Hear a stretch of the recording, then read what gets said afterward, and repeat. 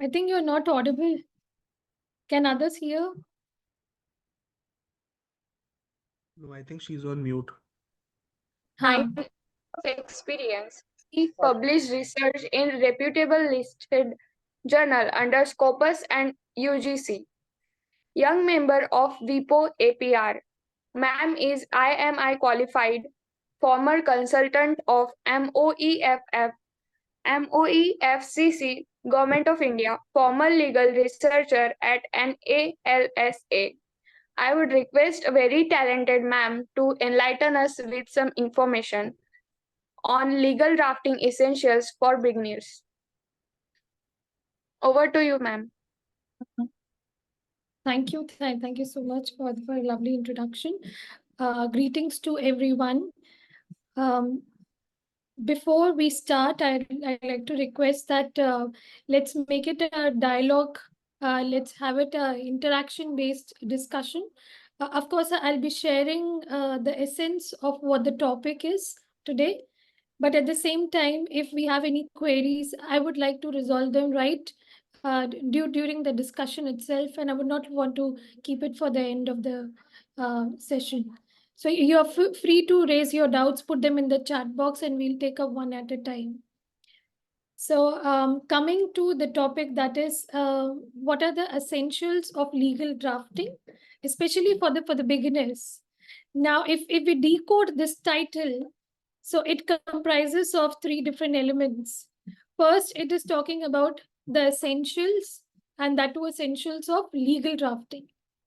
Third, these essentials are important from the perspective of a beginner.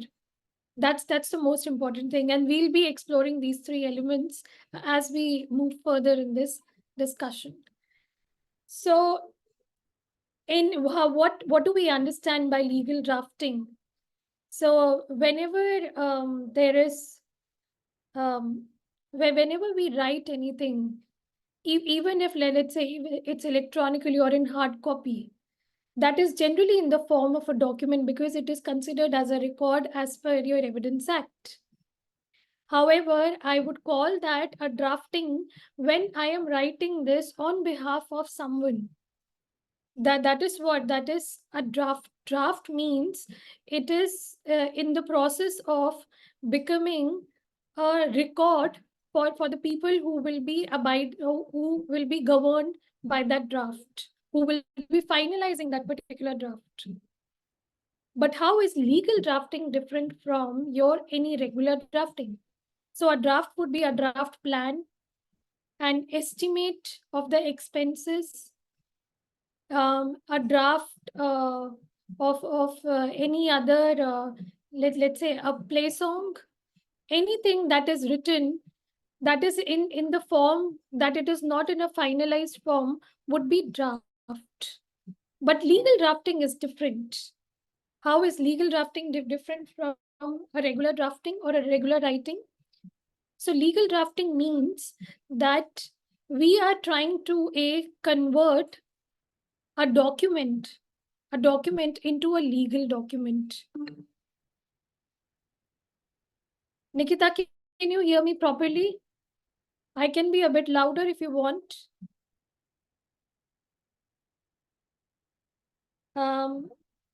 Participants, you can give me a thumbs up if audio is fine. I can raise a pitch.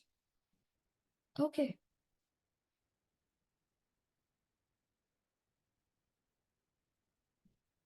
Right. So, okay, wonderful. Right. So legal drafting is a process of converting a document into a legal document. And when I say legal document, that means it has a specific recognition under, or let's say in the eyes of the law. Let's just understand it deeper, that how is it different from...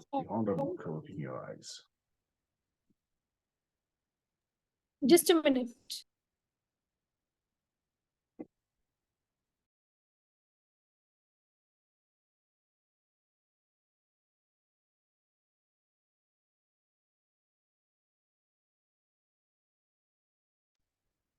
Yeah, so sorry for that hindrance. we had any query.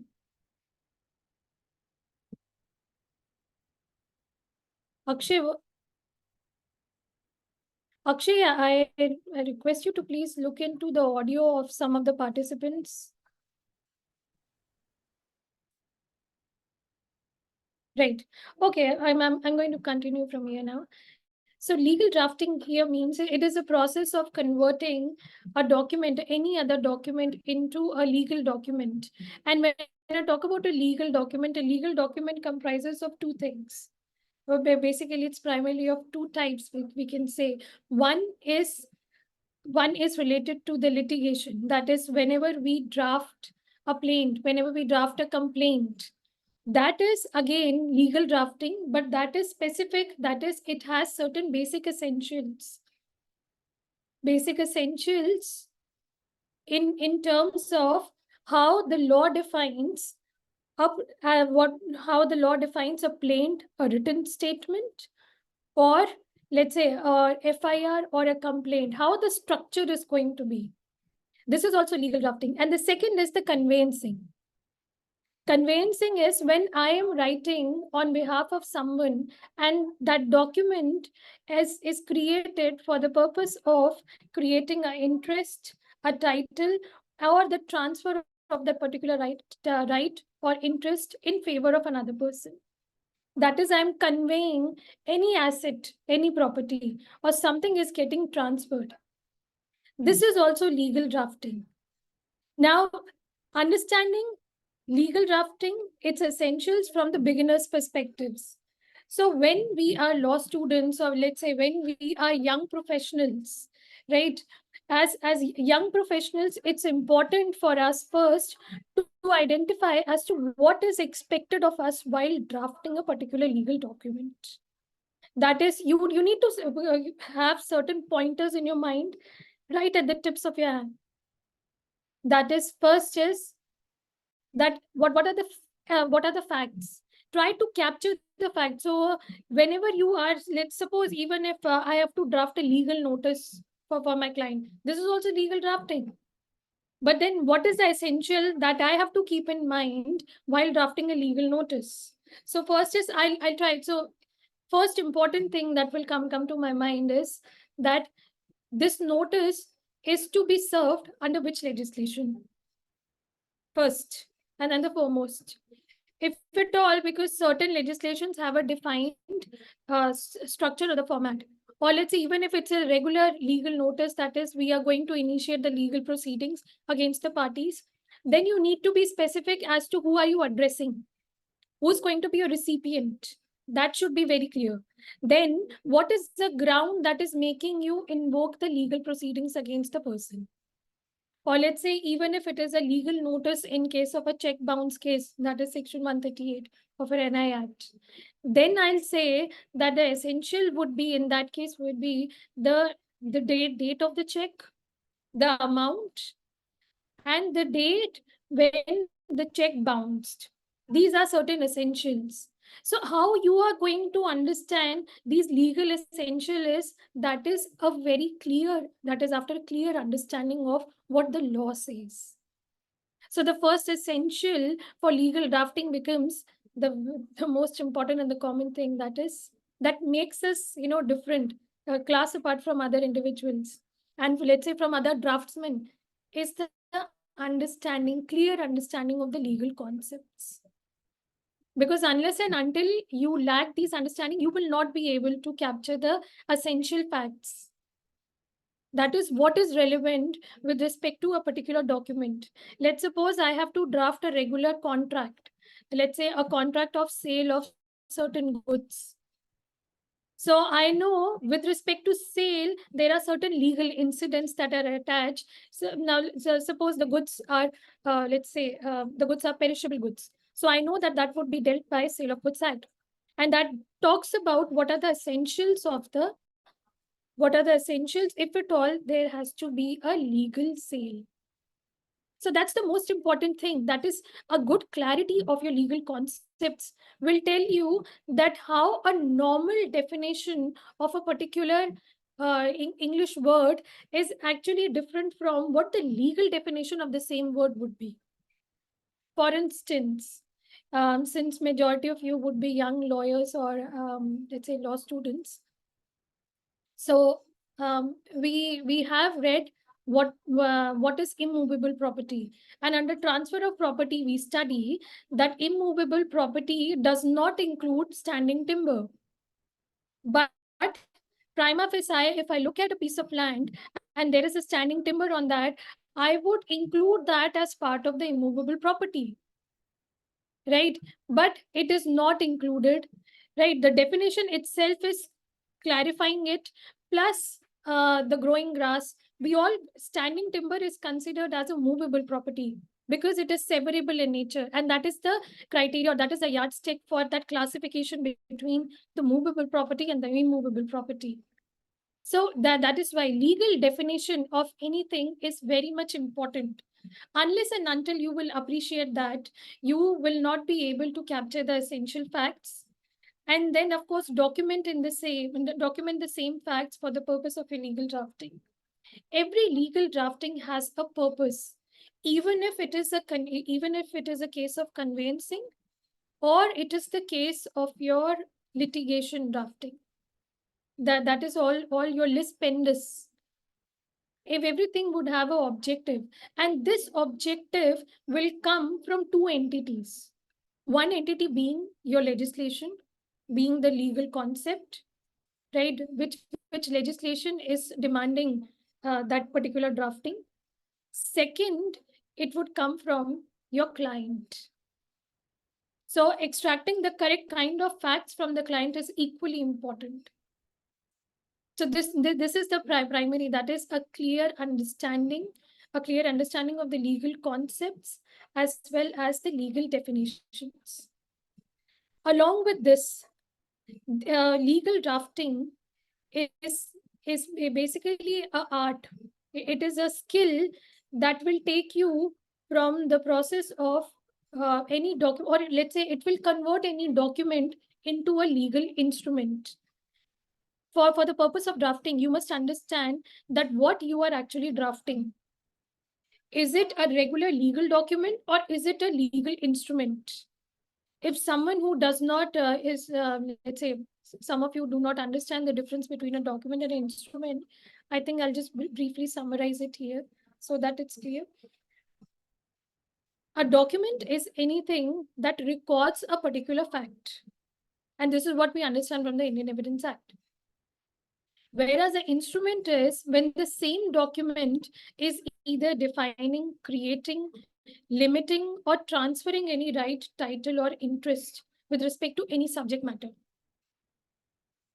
This could be with respect to tangible property or intangible property, movable property, immovable property, intellectual property, anything. That would include a instrument. So suppose I am publishing a book.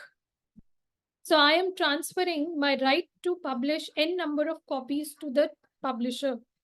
I am transferring my copyright to the publisher. That is printing n number of copies of my intellectual work. This is what we know as this document where I would be transferring it, where I would be assigning, is actually called a legal instrument. Why do we need to appreciate the difference between a legal document and a legal instrument here? A legal document would be all your lis pendus, a complaint. Because complaint is not a legal instrument. Please appreciate this difference. So your plaint, written statement, your any petition under any act, or even if it is a writ petition, even if it is a review petition, anything, all that would fall under the category of your legal documents. Whereas the instrument would be where there is conveyancing involved, where a certain transfer is involved. And this transfer, let's say, a legal instrument would also qualify in case there is a creation of a particular right. Because the essence, why do we have to remember, keep this difference in mind? Why do we have to keep this difference in mind is because the objectives and of course the relevance of a legal instrument is different from a legal document. A legal document may be evidence only for the purpose of the proceedings, whereas your legal instrument is actually creating any right, creating any title, or transferring any right, or let's say extinguishing any right. In case of a relinquishment deed, we know that rights in a particular property, in a particular asset are relinquished by the maker, right? By the person who executes that relinquishment deed, right? So when we are relinquishing again a legal instrument, that instrument is created where certain right is getting transferred, or let's say it is getting extinguished, right? The objective of such legal instrument is different. This legal instrument is itself a evidence, a proof of the transaction that has transpired between the two parties. This itself is the evidence, whereas a complaint, whereas a plaint, a written statement, and so on, that is all the legal documents that are involved in a litigation. They are relevant for the purpose of only those proceedings. But legal instruments amount to, they also give you the cause of action. They also become the subject matter in a litigation, and they also amount to an evidence. So you have to keep all of those in mind. Say, I'll take the question of Anurag here. Is a contract or an agreement an instrument? Certainly, Anurag, a contract is an instrument because there certain rights and obligations are actually being created between the parties. So when this happens, certainly we call it an instrument. This is not a legal document. A draft agreement would not be would be just a document. It would not be a legal document because there is no mandate of law that you need to have a draft before executing a contract. So please, I hope you are able to appreciate the difference. Okay, this a draft contract, because at times, in fact, this happens every time, that whenever parties execute any sort of contract, they exchange the drafts, even in your companies, even in your law firms, and even let's say regular between parties during their commerce. So when this draft is being shared, this is just a document. This is not even a legal document. But when it is executed as per law, let's say if the law requires registration, then registration of that document would then make a regular document a instrument.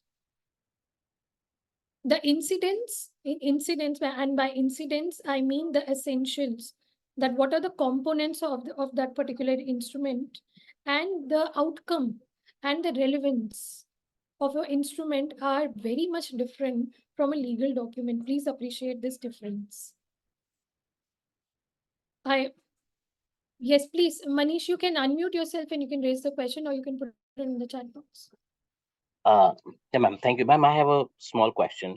The minutes over a draft signed between two parties are the instrument, or maybe a kind of legal document? So Before getting into any agreement, yeah, suppose there is a so minutes. yeah, please continue. Yeah, maybe there is a draft, and before getting into an actual agreement, suppose there is a minutes between two parties. Would that minutes become an instrument or agreement, legal agreement? The purpose of minutes, be it while executing a contract, be it in a company while holding any meetings, the minutes, the purpose of having minutes of a meeting recorded is basically you want to document everything that has been agreed in the meeting. It is only for the purpose of the record. And when something is, yeah, now if you are preparing minutes of the meeting as per the company law, then that is a legal document. But if, let's say, now this is also a meeting that we are doing, right? This is also a virtual meeting, and let's say Akshay, for the purpose of his administration of the organization, he records the minutes of the meeting. This is just a document. Please appreciate the difference. There is no mandate of the law. So that is why I'm saying you need to first identify that what is the mandate of the law with respect to that particular subject matter that you're dealing with. Because Thank you, ma'am. from there, you will actually get your essentials with respect to the drafting. Understood. Thank you. Okay. Okay. And any other question with respect to difference? Then we'll go to the second essential of your legal drafting for beginners. In any other questions? Ma'am, I have a Okay. question. Okay, great. Okay. Then comes the second essential for a beginner. I still remember when I started drafting for the first time. Now, drafting is one subject, sadly, that that students study only in the last semester, right? It actually makes sense because or let's say the sixth semester, you have an understanding of what the law is. You have read all the essential laws, all the fundamental laws. So now you are good to draft a regular contract. You are good to draft, let's say, even a legal document, or let's say document related to any litigation. You're good. You have the requisite knowledge. However, um, when we sit and when we sit and study drafting, the skills necessary are generally not that well practiced, in our law schools. So generally, because legal drafting, and this is the second essential skill, requires a good command over the language, a very good command over the language. And I think that there are many legal experts from Supreme Court and so on who keep on emphasizing. Even the CJI, I think a couple of months back, he emphasized that it's very important for lawyers, for young lawyers and our legal professions to be to have a very good friendship with the English language. It makes sense because all the art lies in how you word a particular fact of your client. If you know the law, that is not enough. You need to have a good command over the language. And by language, I mean, because let's say you have a good command over what the essence of a contract is, and what a contract law says about a valid agreement, an enforceable agreement, right? But a good understanding of the language will help you execute all those clauses and all those terms that are essential to make a particular valid agreement. So, a good language is a good command over the language is something that complements your understanding or the knowledge of the legal concepts. Because the articulation, you will only be better, you will only become better in the articulation only if you know the right kind of words. If you know, um, as an instructor, as an academician, as a professor, I know the English meaning of the words, but at the same time, because of my understanding of legal concepts, I am able to draw Ma'am, parallel, can I or ask one question? but just a minute. I'm able to distinguish between the English meaning and the legal meaning of the same term. That is important because I am going to, if I have to draft a particular clause, let's say a valid agreement between two parties. Let's say it is an agreement with respect to the sale of certain perishable goods. Then I will be able, because why do we require this? Because in an instrument, we are creating a right, we are at the same time creating a liability or a duty, which is a regular contract. A contract creates liabilities on both the parties, and rights are created with respect to both the parties. So what exactly is the right of a particular, now the law will come only when your contract is silent upon it, because you know the structure of the contract law is such that it gives parties that autonomy to decide the terms of the contract.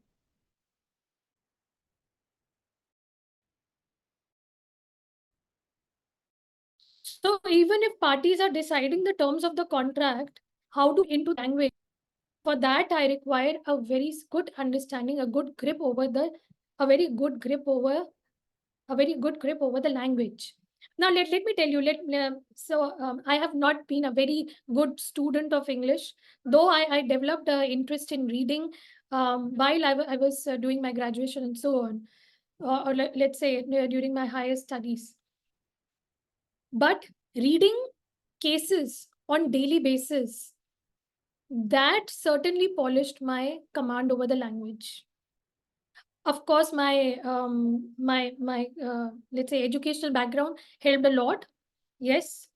But reading daily cases, because when we read a particular case law, what we are observing is not a regular English that I read in any blog or any editorial or so on, or any novel or any fiction for that matter, which, and thanks to the recent trend in the Supreme Court, that judges like to glorify and like to decorate their judgments a lot with certain pithies, with certain quotes, and of course there are legal axioms as well. What could be simply articulated is actually decorated in a particular case law, but that is good, because you are also learning the law, and you are also learning that you are also having a good command over the language. I can give you another example. Read any judgment of Justice Krishna Iyer. I'm pretty sure you would require a dictionary in your hand. So, that's the beauty of reading Krishna Iyer's judgments. It is not just, and you will get a fundamental and let's say an excellent understanding of what the fundamentals of law are. You get a wonderful grip of that.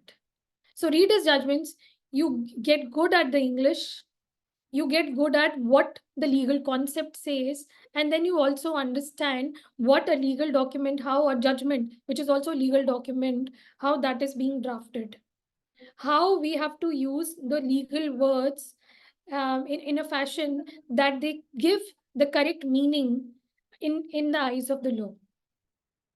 So this is another hint, or let's say, and something from my experience, something that I practice even today, and that helps a lot.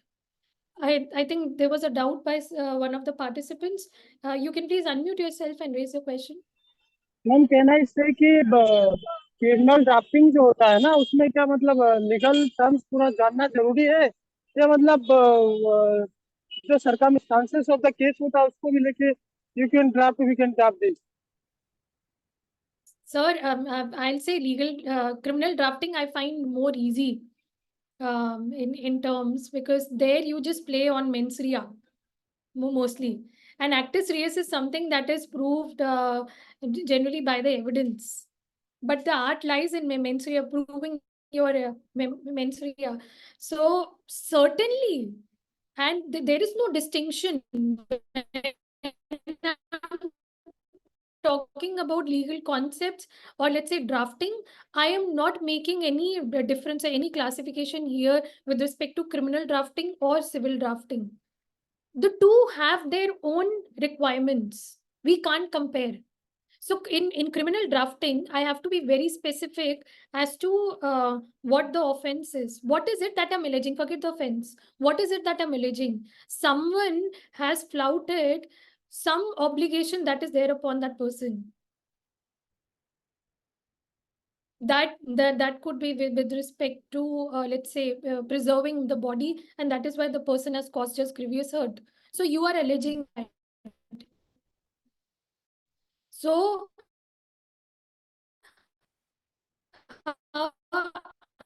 understanding of the law, if I do a criminal draft to grievous Supreme Court by the different courts, that drafting is not clear.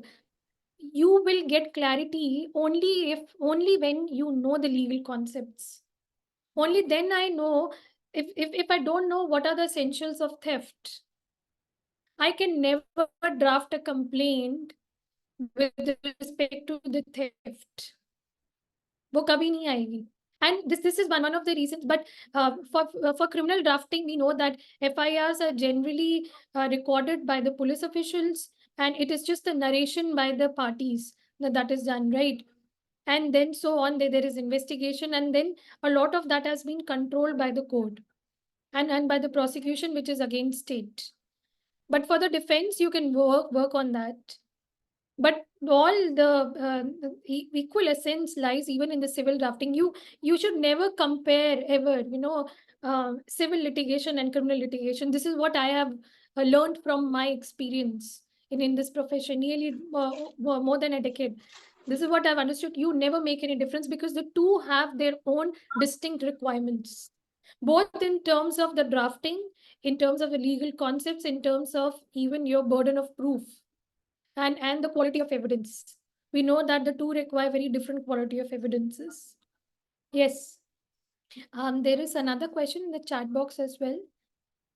How to read very lengthy judgments, like some judgments are over 200. They're not just 200, they're more than that. Thanks to Supreme Court, the recent Puttaswamy's judgment ran in 2000 pages and so on. So, and this is advice that I give to my students as well. You start with, don't start with judgments that are dealing with constitution, because they are generally lengthy. Start with judgments that are dealing with your civil law or criminal law. They would be generally shorter in size, because you know that when we talk about constitution, then the philosophy, and because of that's the grand norm, right? So the philosophy, the jurisprudence is exponentially explained, in your judgment. It's a very descriptive exposition, I'll say, that is there in the constitution matters. So avoid those judgments. You need not talk about them. And let me also tell you, the trick here is, if you look at any regular judgment of the Supreme Court, no, they have a margin of I think margin on both the sides, plus the line spacing is that also a lot. So if you actually concise it, though it may look like 200 pages, but in a sense, it would be not a very lengthy document. And when you start reading that, yes, yes, please tell me. Ma'am suppose I want to, मतलब मैं आपका पूरा बात समझ में आ रहा है। Actually criminal drafting करने के लिए अपने को जजमेंट सारे पढ़ने पड़ेंगे, राइट? सर, जजमेंट्स तो हम लॉयर्स को वैसे भी पढ़ने होते हैं। हमारा लॉ जजमेंट से ही आता है। ड्राफ्टिंग जो है आज के टाइम में लॉयर्स का कंपटीशन तभी आगे जाता है जब तक कि अपने को ड्राफ्टिंग अगर अच्छे से आएगा तो मतलब समझ में आएगा कि हाँ वो बढ़िया बंदा लॉयर है। Sir, drafting is something that is praised by the clients as well as by the judges. I still remember, I did a suit. I drafted a plaint for the High Court, for the Delhi High Court, and because we made it so crisp, and because we know when we are drafting a plaint, the art lies in explaining the cause of action, right? So the way we explain, and we can't use law. Though some of the plaints, or there is trend in some courts where even in the plaints you use the law, whereas in pleadings law is not to be used, only the facts are to be used. But nonetheless, we gave a good time thought to how we are going to draft cause of action. That is because, and how do I describe, how do I write or detail out my cause of action. So for that, I need to be very clear that what was the obligation on the party and how that obligation was breached.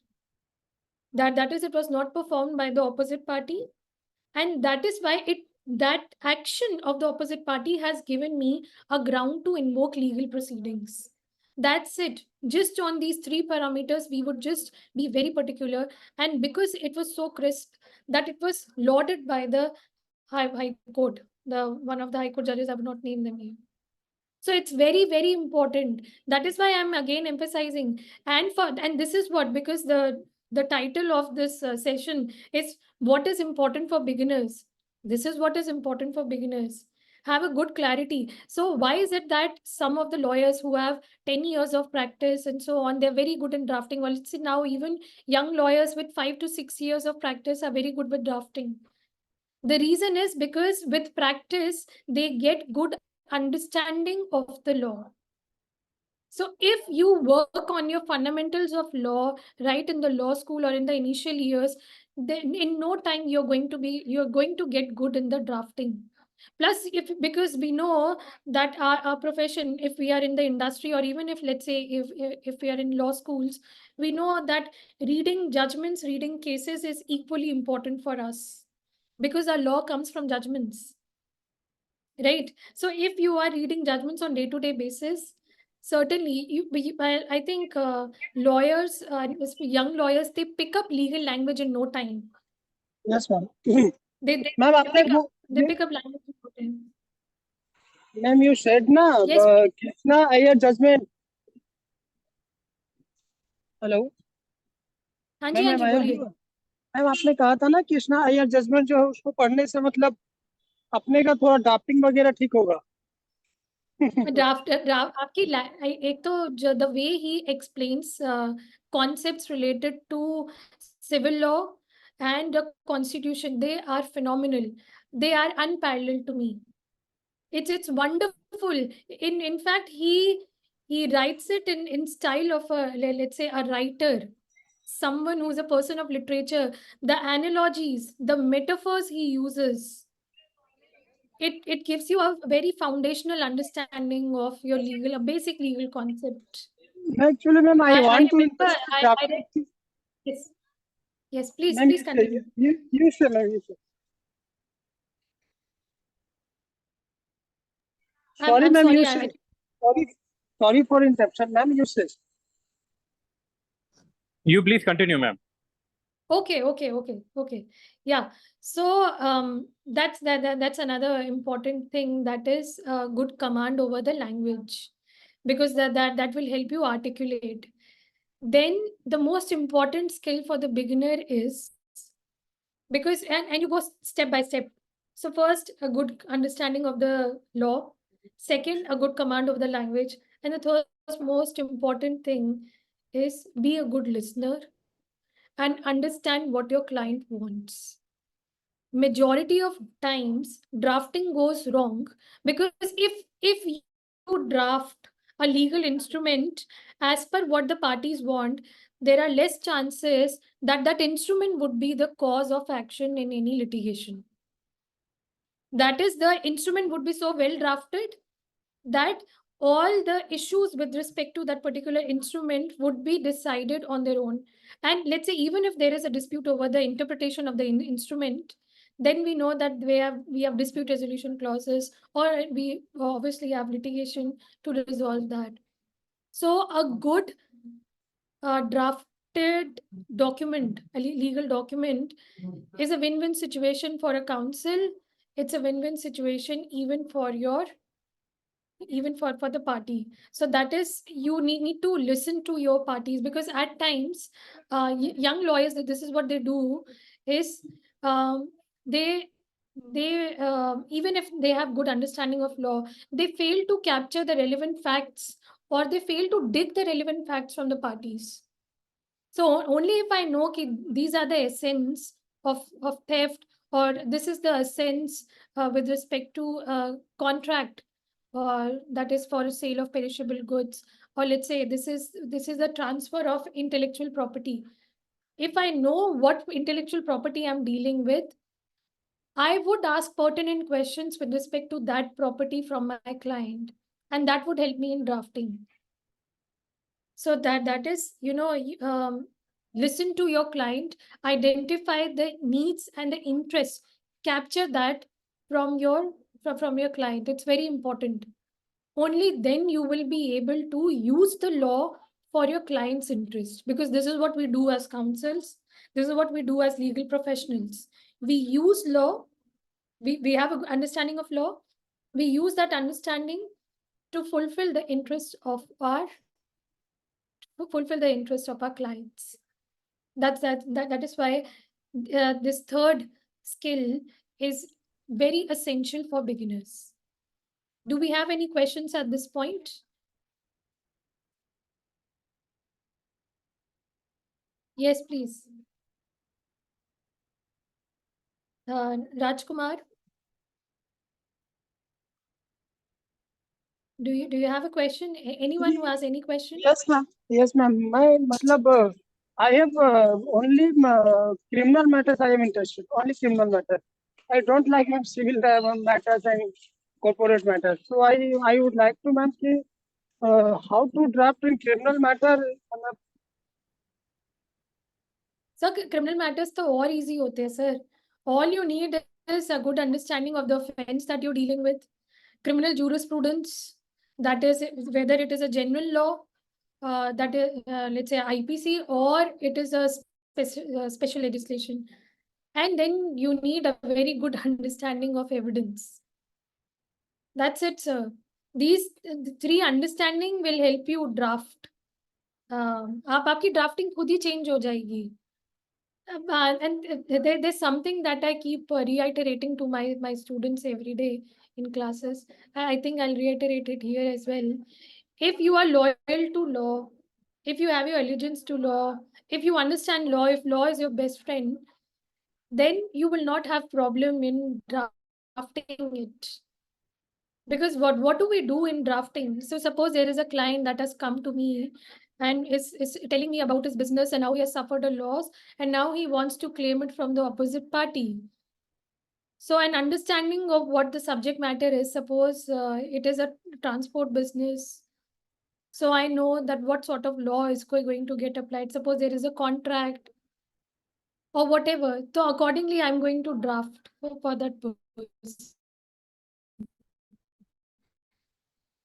So civil criminal में तो sir कोई more interested, especially to Rajkumar, if you're interested in criminal drafting, so I'll say read judgments related to criminal law, the basic judgments, read more and more, have a good understanding of your mens rea, because in criminal drafting, when we are drafting as a defense counsel or when I'm drafting a complaint or anything, that's when I'm doing nothing, but I'm just either alleging or I'm defending.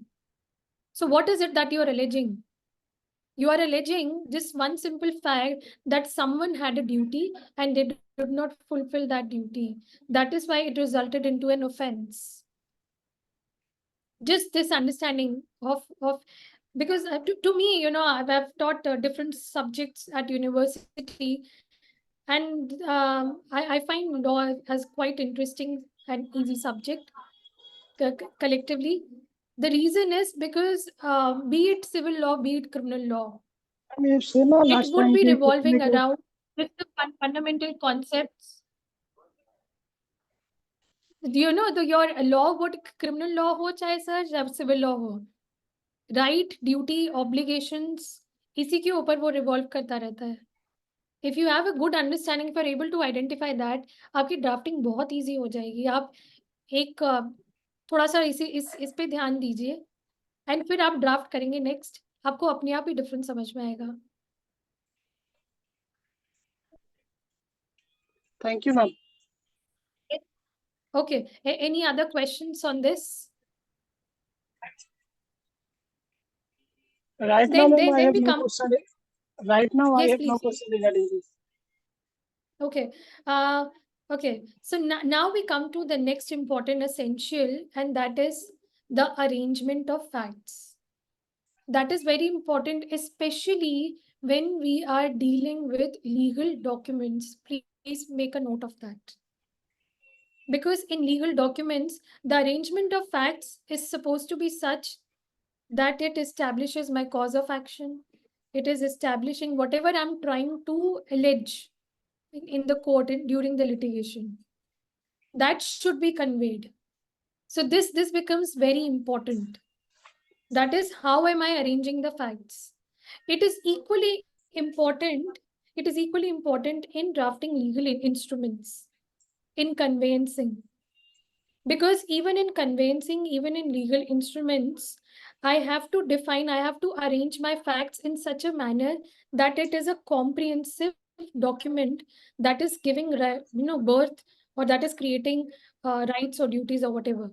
So if I'm drafting a contract, let's say with respect to the assignment of my copyright to my publisher who has published my book, then the first important thing is we need to identify who are the parties who are actually dealing with this. That's the primary important thing. So the arrangement should start with who are the parties. Okay. Next is that what is the capacity of the parties? How is it that they are dealing in this situation and in this contract? Third would be that what is it regarding? What is the subject matter? And then you detail out all the rights and the liabilities of both the parties. You detail that out. The particular contract, right? That for how long this assignment is going to work. Because if you are transferring, if your transfer is an absolute transfer, then that is a sale. If it is an assignment, then you know the assignment can be only for a limited term. So you have to specify. So again, my understanding of law is telling me that this is not a sale, this is assignment. So this assignment, that is assignment of a right, can only operate for a particular right. For a particular time, that right is gonna relapse. It is going to come back to the actual owner. Or let's say if it is a complete transfer, that is I have to transfer that right and that is no more with me. Then accordingly I'm going to draft and I will not mention, and I will be specifying it in my agreement. And then the next is that what if we want to terminate? What if we want new clauses? What if somebody breaches their obligation into the contract? So the consequences, that arrangement is supposed to be there. So I'm going first, I identify the parties, their capacity and in the contract. Then I'm telling about the subject matter as to why we are executing this contract. Third, fourth, I'm talking about whatever I've narrated in the paragraphs above, for how long that is going to operate. Once I've mentioned that, then I will talk about what if there is a breach. And with that, we have breach. What would be the consequence? That is, some parties are, is there supposed to be any compensation for anything or that? Then comes the termination. Under what circumstances we deem that the contract is no more valid? That is, parties are absolved of their liabilities. Or let's say one of the parties absolved and one of the party gets the termination, the right to terminate the contract. Then I talk about a dispute resolution. So arrangement of facts would be is very important. Here I am arranging the facts of the particular or let's say whatever that is there between the parties, and I'm arranging that in such a fashion that it is giving rise to a legal instrument. With respect to arrangement of facts in legal documents in lis pendis, that's when I know the arrangement of facts is important, because it should be in a manner that the cause of action is rightly established. Or let's say, even if I'm defending it, Rajkumar, can you please mute yourself?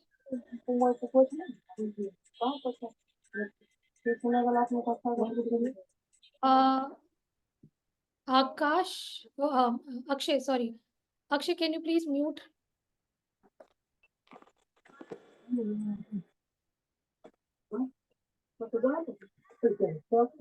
Rajkumar.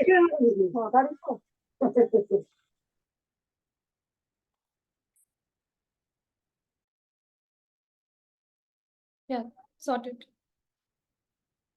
Yeah, so even in drafting legal documents, the same is very important, because I will be establishing my cause of action. And accordingly, because even if you are, let's say you are drafting a written statement, so the first thing is that we deny everything, but then we also state our side of the facts. So the arrangement of facts is very, very important, and you can arrange them in the proper manner only if you know what the law demands from you. So, in legal drafting, the role of law is nothing but law is just a guiding lamp. But you have to move. So, how do you move? That is, your parties move through your facts. The movement is of the facts, but how that movement is going to be, that is done by the guiding lamp, and that is the law. Law will tell you how you have to do that. Law with respect to that particular subject matter. I hope participants are able to appreciate this. Any questions in this regard from any of the participants?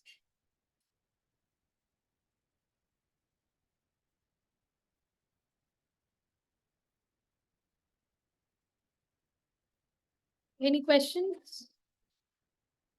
Any doubts? Ma'am, there's a question in the chat box. All right. It's a question by Ratna Kumar. Okay. Why is it that people with advices of not all, but some lawyers try to exaggerate their pleadings and complaints to gain sympathy or support despite not being true? Why this trend exists, we often come across very lengthy cause of actions. So this is also a choice of lawyer.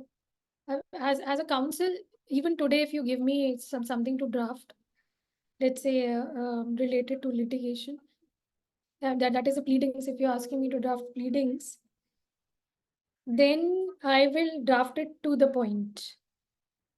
There is a trend generally. There are and in this trend, we have certain English words that we have to include when I'm drafting a replication, when I'm drafting a WS. I have to include them. That is, I have to the words here, the words in the pleadings are so much exaggerated, or let's say are so much detailed that the council wants to emphasize, or let's say the party also, if the party requests you, they want to emphasize on what the actual grievance is only by the choice of the words. Right. So that is, I said something here in paragraph number 10. I'm emphasizing it in paragraph number 14. And I'm emphasizing again it in paragraph number 20. So I'm trying to emphasize it again and again to the reader that yes, I've gone through this grievance. So this is just a skill. This is just a technique, or let's say a strategy, a tactic that lawyers adopt only to create that that mental framework in the reader's mind while reading your pleading. And that is, of course, generally the target is the judge, the bench. Right. So this is just a matter of choice, Ratna Kumar. If you want, you can avoid it. And I have seen good lawyers generally don't exaggerate that a lot.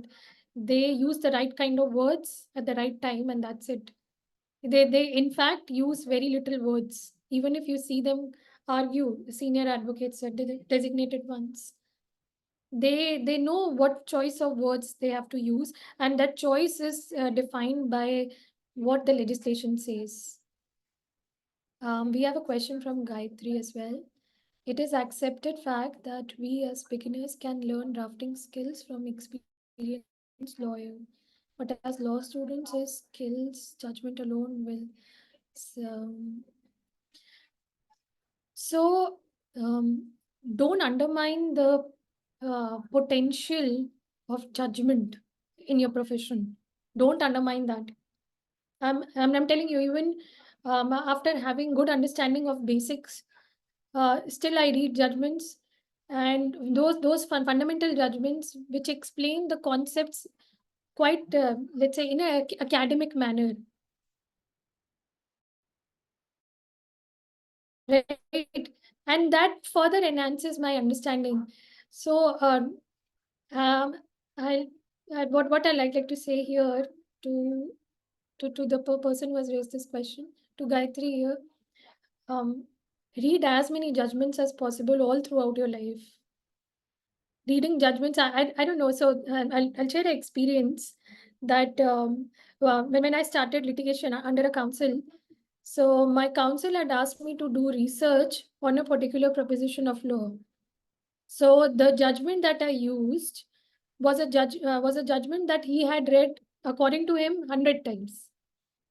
But he was surprised as to how I was using the same judgment for a different purpose, for the preposition of law, which he had never thought of. Right? He was curious to know.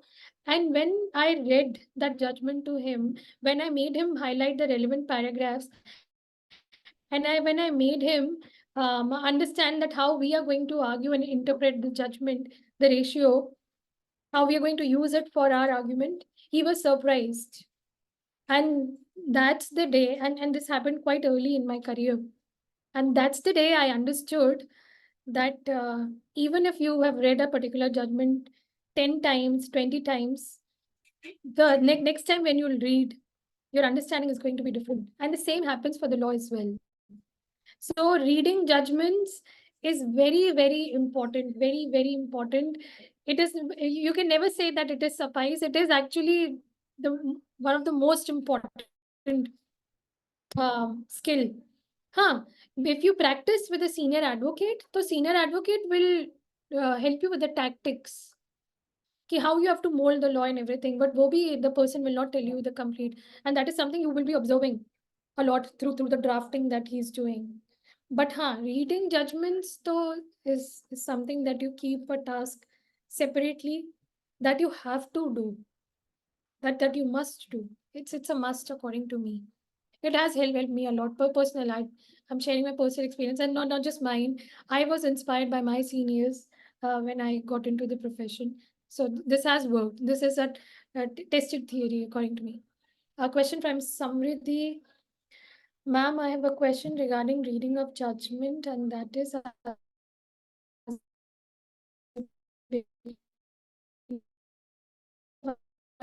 reading judgments, which are the areas to be. So when you read a particular judgment, you start generally, if you understand, generally if you observe, the High Court and Supreme Court judgments have a structure. They first tell you that what is the nature of the particular judgment, that whether it is a judgment with respect to the writ petition, or let's say it's a judgment on the original side, what or let's say it is a appeal or whatever. They will talk about that, and from where the matter is coming, and then they are going to the next they talk about that what it deals with. So the first paragraph of judgment is very important. It tells you that what is your focus area in the particular judgment. That you get a clarity of that only when you start reading the first paragraph. You begin with that. Then generally the second, from second paragraph onwards, the arguments of both the parties, they begin, right? Then the ratio, the reasoning, that what court thinks about the arguments that have been put forth by both the parties, and whose arguments are more convincing. Court will give you reasons, and every judgment has that. Court will give you reasons for all of this. So that is something you should definitely read. But if you want to learn that which argument is stronger, what was wrong with a particular argument, as a counsel, you should definitely read the arguments that are made by the counsels in the judgments. That which judgment is getting rejected by the court. Suppose I am one of the counsel, and I relied upon 10 judgments. Out of those 10 judgments, only 2 were accepted by the court. What was the reason that the other 8 were rejected by the court? And what was the reason that 2 were rejected? This is very important for a counsel. And for a student, reasoning is must. Because when you sit and read the reasoning, you understand the law with respect to that subject matter really well. And then you have the conclusion. That is what the court has ultimately held. That is whether they are making the person, whether the petition is rejected. Again, you go back to the reasoning. So reasoning of the particular judgment is very, very important. Maybe for beginning, if you find the task of reading lengthy pages daunting, then skip the arguments part, but start with the reasoning part.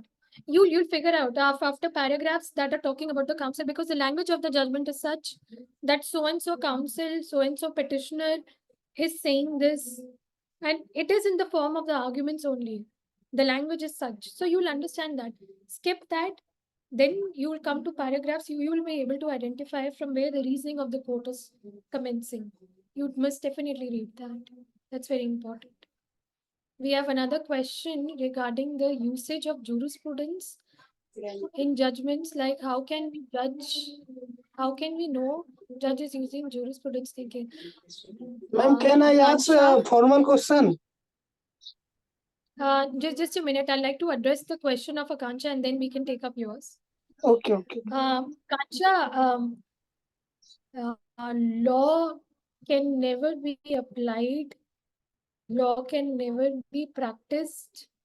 Law can never be argued upon without jurisprudence. Jurisprudence. So they say Rajkumar was talking about jurisprudence in criminal law, or let's say criminal law. So we know the in criminal law jurisprudence, we know what is essential, and the essential part is always one thing, that is the accused liberties. They are safeguarded, and the prosecution has to establish them beyond reasonable doubt. Only then the prosecution gets the right, only then the court will take away the civil liberties of the accused. This is jurisprudence. Bail is what? Because we cherish civil liberty, that is why we have the rule of bail is the rule and jail is not. Jail is an exception. So this is the jurisprudence. This is what is the philosophy. You cannot punish a person for offense, which was not so on the day when he committed a particular act. This is again jurisprudence. That is, we are safeguarding the civil and the civil liberties of the accused. So jurisprudence is very, very important. In fact, if you have a good understanding of jurisprudence, forget the schools, uh, understanding of your justice, instruments, and so on. Just very basic understanding of your syllabus, of your jurisprudence that you have in law school. You will be you become creative only when you have a command over constitution and jurisprudence. So if try and think ever that wonderful lawyers like Harish Salve, who are your designated senior advocates, your high Supreme Court judges who give fundamental, like phenomenal judgments, I'll say, they are good on only two things: jurisprudence and consti, because they come from traditional law schools where jurisprudence and constitution was the essence. Your argument, your creativity in law will stem only from your jurisprudence. Take it from me, write it, and someday you'll realize that what I'm trying. Do we have any other doubts?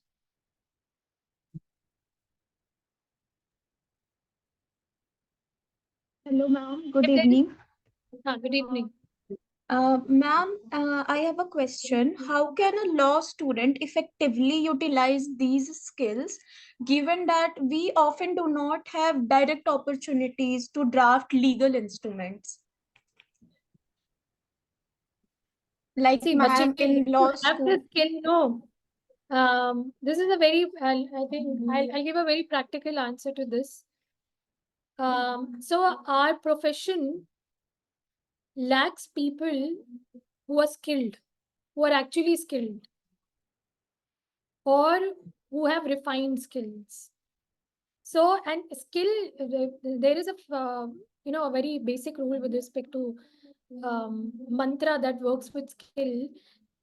You keep on practicing it and you become just better and better at it, right? So if you are good with a particular skill of drafting, no, it will come out. Just be patient. Even if you will draft a case brief to a senior, no, your senior will identify that the language that you have used to prepare that particular case brief, and this will be identified. I'm telling you, there is a dearth of people who are actually good in skills of writing in our profession. So it will be identified. Don't worry. If you are good at law, it will be identified by the right person. Just you stay focused to the task of polishing your skill. Any other doubts for the beginners? For the beginners, please keep mind in these four, and then you start with, because every drafting has certain let's say industrial practices, or let's say customary practices in terms of the format of the drafting. That is something you will pick up in no time. But these skills are so fundamental that if you pick up these skills right at the beginning of your career, you have done for yourself. One of the presents that you could give to yourself at the beginning. Any other question?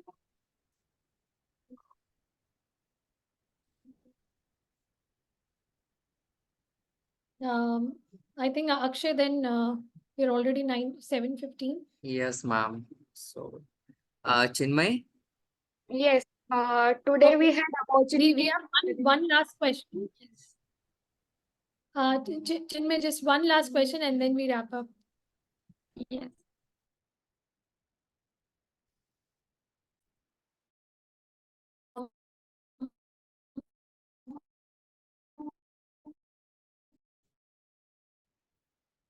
Most judgments of the Supreme Court region in the country.